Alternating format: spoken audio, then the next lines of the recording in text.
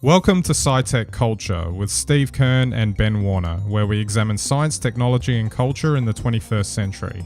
Visit our website at scitechculture.com. Hello everyone and welcome to SciTech Culture. My name is Ben Warner and I'm joined once again by my good friend and colleague Steve Kern to have a quick chat about Apple's upcoming Gather Round event due this week. This will probably go live before the event, so we're obviously recording this on a couple of days ahead of time. Yeah. I think we've spoken in the past about Apple events.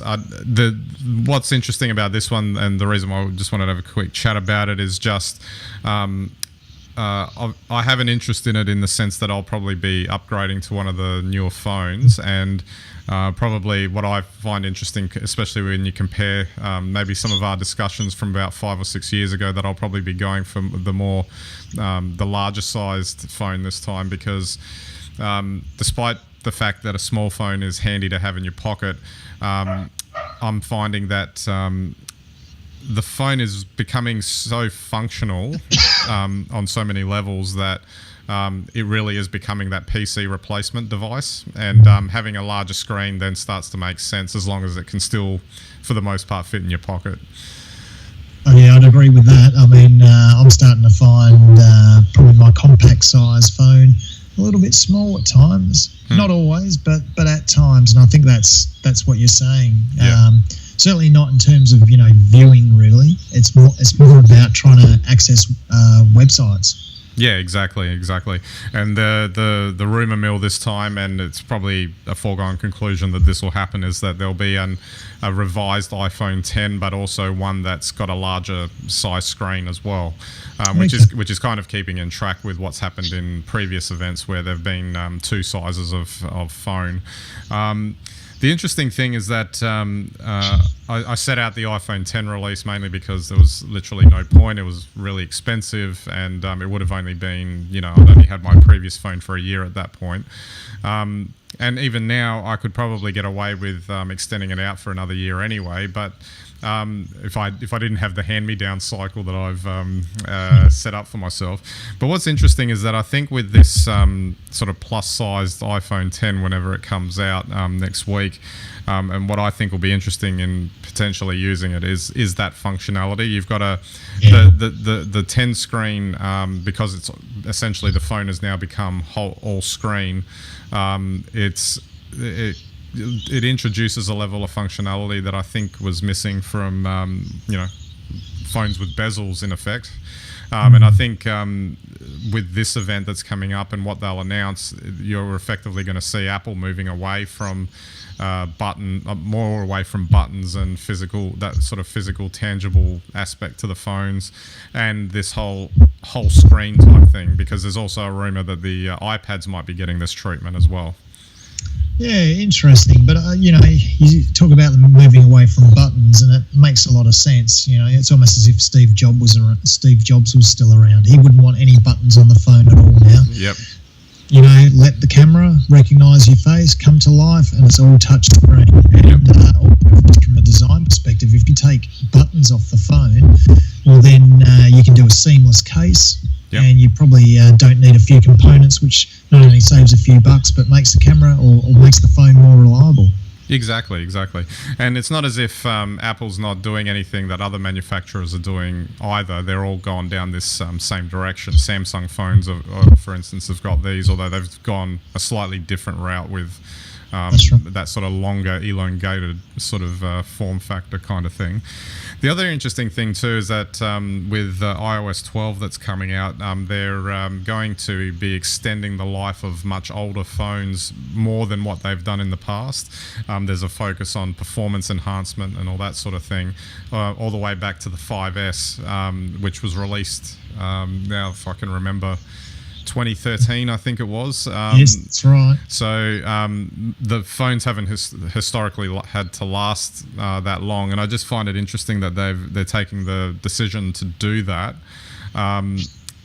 Whether they think there's a compromise between people buying new phones versus having a really robust ecosystem that supports as many devices as possible.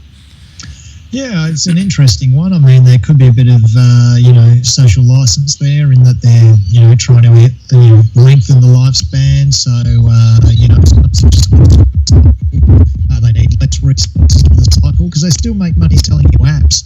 Yeah. So, someone will have done the numbers. But either way, I think it's a good move by Apple. I think it's very positive. Yeah, absolutely. I also wanted to touch, those two devices are obviously the future. That's where everything's going. I still want to touch on the Mac, though. Although there was some MacBook Pros released, I think it was only a month or two ago, and they're looking at releasing some more over the next couple of months, mainly just iterative upgrades and things like that. It's becoming, I think we've spoken about this before, but it seems like it's going down a path more and more that you just don't need a laptop or a computer at all in the traditional sense anymore. It's so true, so sad, so true. I mean, it's good that they're still, I guess, releasing products, but to me, it feels like Apple's not really focused on the Mac anymore. They're not what they used to be. But is anyone? I mean, you look at Microsoft now. They've built the Surface up over a few years. I guess people still make desktops. No one goes looking for them though. I just wonder. I think laptops are only just clinging on. Yeah. So I really don't know, and I think the only thing that saves laptops is that a 13-inch screen is probably the largest size anyone wants to go for a personal screen. So yeah, I think it is. We're truly post PC. You're getting a larger phone. Once you get a larger phone, you will be able to edit on it. Yeah. And gather more dust in the corner. Yeah, or edit better. Like I always wonder why Apple hasn't come up with some sort of Final Cut Pro Lite edition for iOS kind of thing. It's hard enough. It's hard enough using Final Cut X on a full-size machine. Trying to use it on a phone, that'll lead to untimely deaths for a lot of people. Yeah, exactly. So it'd be interesting to see what they come up with. Even though these days it tends to be fairly a foregone conclusion as to what they come out with. But I think. So are you saying no surprises? I just don't think it happens anymore. They've gotten into a pattern of sort of strategically leaking products ahead of time, which it sounds like they've already done. Images of this is the quietest build-up I can remember. Yeah. But the thing is, I think it just plays into the fact that we're gone well past the point of any of this being really special. It's just more, how much are you adding to my experience now, as opposed to, oh wow, you can touch the screen. That's amazing. I think we've gone well past that now. I think so too. Yeah. All right. Well, we'll see how it goes. I'll probably maybe we'll start recording with the new plus-sized iPhone 10 in the future, and with its gargantuan. I don't know, whatever functionality that it's got in it.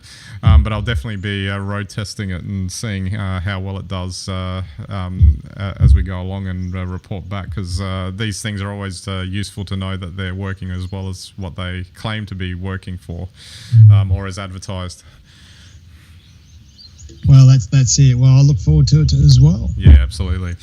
All right, so we'll wrap it up there, and don't forget to check our website, scitechculture.com. You can get all of our links and content there. Subscribe to our YouTube, Vimeo channels, RSS feeds, etc. And we hope you enjoy the content on our website. All right, so that's it for this episode. We'll catch you next time.